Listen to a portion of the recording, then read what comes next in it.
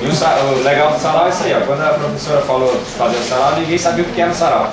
Agora está todo mundo participando. E é importante que a semente foi plantada e que ela continue aí, para progredir mais, né? Esse seja o primeiro de vários saraus que possa acontecer aqui. Vamos chamar agora aqui ao palco Dona Maria do Carmo, para declamar um poema. Aplausos. Boa noite. Eu vou falar um poema do Fernando Pessoa. Cai chuva do céu cinzento, que não tem razão de ser.